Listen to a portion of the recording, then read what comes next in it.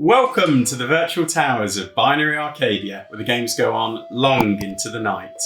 Greetings, BArcadians. You're joining Rich and I today for a bit of a hype train video, just to share our excitement for the upcoming release of Ghost of Tsushima. I did say it right this time, thank God for that, Rich. So yeah, Ghosts is going to be releasing on Friday the 17th of July. So we thought we'd put together a quick video detailing 5 points, 5 things that we're really excited for. So if I kick us off with, apparently Ghost of Tsushima was inspired by Red Dead Redemption and Breath of the Wild. Hopefully what that's going to mean then is we're going to see some real detailed world building, a really compelling story, authentic atmosphere to that age and that time. Random events, I hope as well.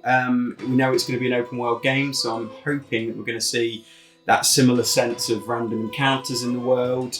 And hopefully hidden depths of historical exploration as well. So I'm hoping it's really going to explore that kind of samurai history and background, and give us some real insight into what that was all about. And then in terms of Breath of the Wild, well, you know, we know they had a big mantra, if you can see it, you can go there.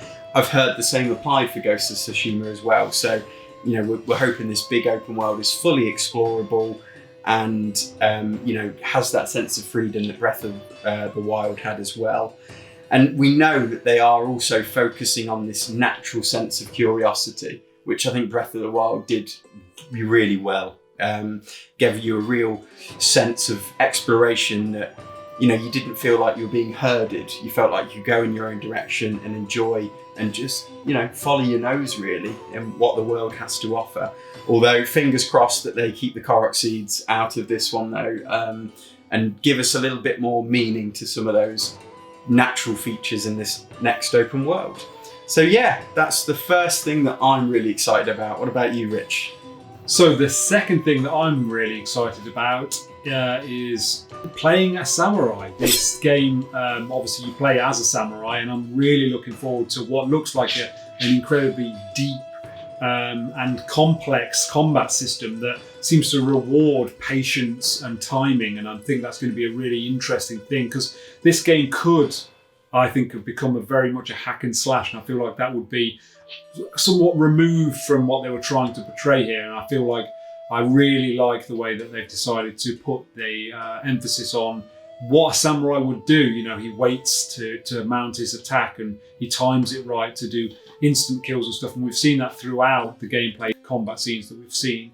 There also seems to be you know, you can like change your stances, and there seems to be lots of different ways in which you can finish your enemies, which is really cool. I'm also looking forward to going deep into the black and white feature. I think they're calling it Samurai Cinema, which basically means you can turn it, have the original Japanese audio, and it goes black and white and looks like, you know, like an old samurai movie that you might watch on TV, which is awesome. And it's going to be cool to see the plight of this samurai and how that's gone and how they work this story into the open world, because I think that's something that can be lost in open world stories. So I'm hoping they've done a really good job of seemingly intertwining the story well in this open world. So we don't know a lot about the story, but we know the island of Tsushima is being invaded, and it is the samurai Jin's existence as one of the last samurais is trying to take on this invasion almost single-handedly. So it'll be interesting to see how that plays out. Fantastic. And one thing I know Rich and I are both especially excited about is getting our hands on the collector's edition, which we've both ordered. We're planning a joint unboxing for the channel as well. From what we've seen of that, there's going to be a cloth map included, a sashimono or war banner. There's a Sakai mask, which is like the mask that we've seen Jin wear or similar to in some of the trailers. That's on a stand. There's an art book, and then a couple of digital bonuses like a dynamic theme and some in-game bonuses as well, just to help us on our way. The collector's edition itself just looks like a nice piece, so stay tuned for that, BArcadians. I'm specifically excited about the shrines and religion that are prominent within the game.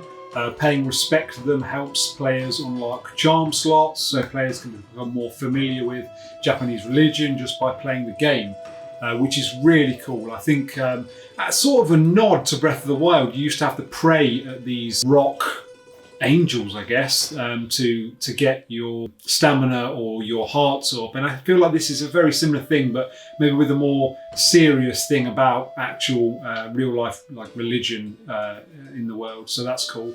And whilst we aren't expecting Breath of the Wild like shrines, it is points of interest like this that make the world feel lived in and multifaceted. And exploring them will be hopefully a much rewarded thing, much like exploring all of the 120 shrines was in Breath of the Wild. Hopefully that feels really organic.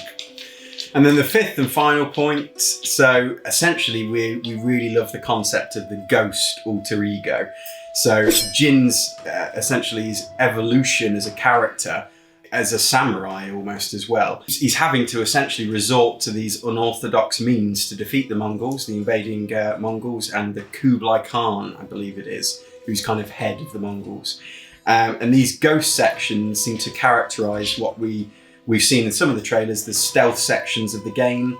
And very interestingly, we've also heard that, you know, as you invade enemy camps over time, you actually start to create something of a reputation for yourself, which precedes you.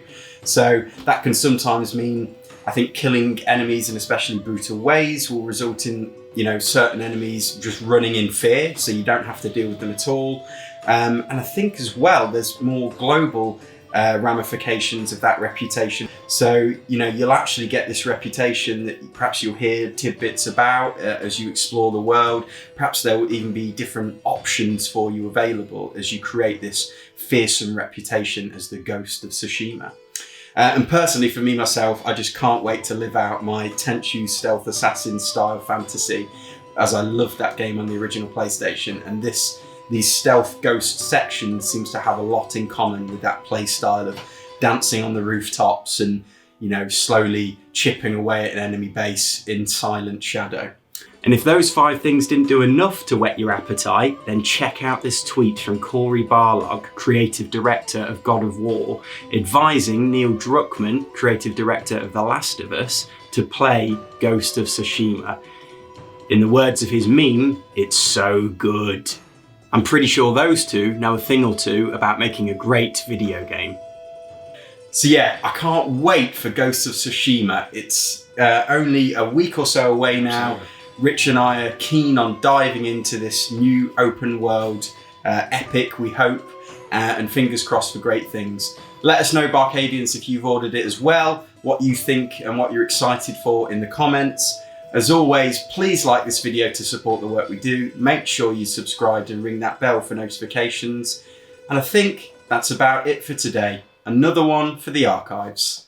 Stamped and completed.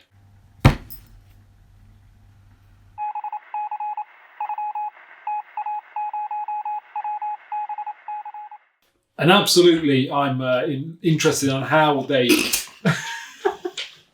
Sorry. Go on.